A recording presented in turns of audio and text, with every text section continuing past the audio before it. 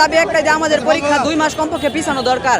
কারণ আমাদের কার্যক্রম শুরু হয়েছিল গত বছরের ফেব্রুয়ারির 5 তারিখ থেকে। আমরা সময় পাইছি মাত্র 13 মাস প্লাস।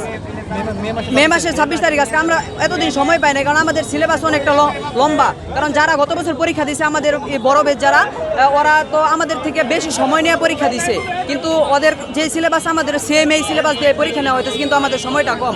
কিন্তু এখানে হলো বিষয়টা হলো রেজাল্টের উপরে ডিপেন্ড করবে।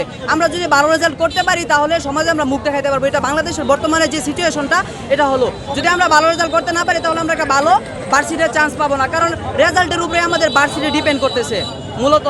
এখন যদি আমরা ভালো একটা রেজাল্ট স্কোর করতে না পারি তাহলে ভার্সিটিতে আমাদেরকে টানবে না। যদি ভার্সিটিটা যদি না টানে তাহলে আমাদের ফিউচার কী হবে এটা বাংলাদেশ সবাই জানে। সো তাহলে আমাদের যদি পরীক্ষার পিছানো হয় তাহলে আমরা সত্যি মানে ভালোভাবে আমরা করতে পারবো।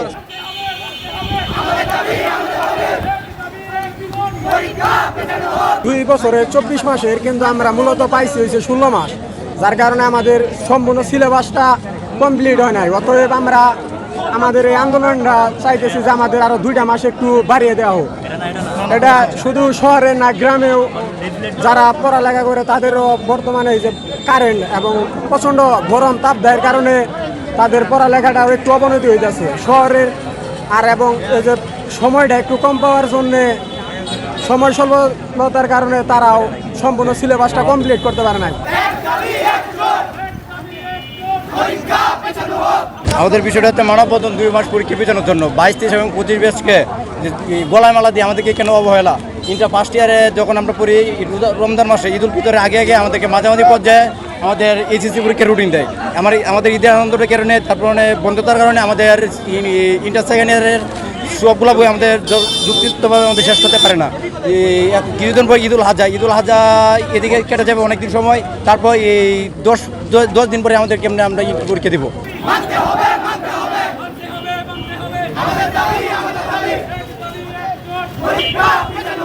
পূর্ণাঙ্গ সিলেবাস আমরা শেষ করতে পারি নাই। আমাদের এইচএসসি রেজাল্টের বন্যে আমরা ভবিষ্যতে কী করতে পারবো, কোন ভার্সিটিতে চান্স পাবো। তো সবাই একটা আশাবাদী ভালো জায়গা যেতে চাই।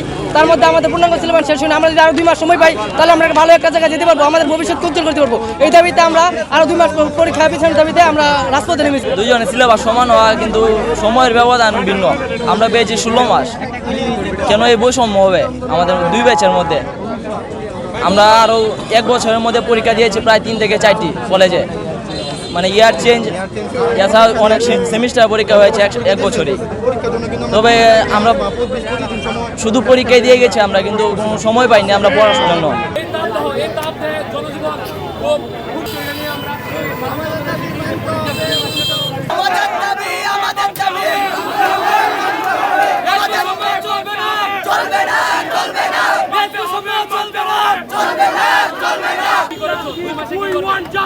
আমরা 2 বছর পাই নাই, আমরা 17 মাস সময় পেয়েছি। যেখানে 24 মাসে পরীক্ষা নেওয়ার কথা, আমরা মাত্র 17 মাস সময় পেয়েছি, 16 মাস সময় পেয়েছি। আচ্ছা,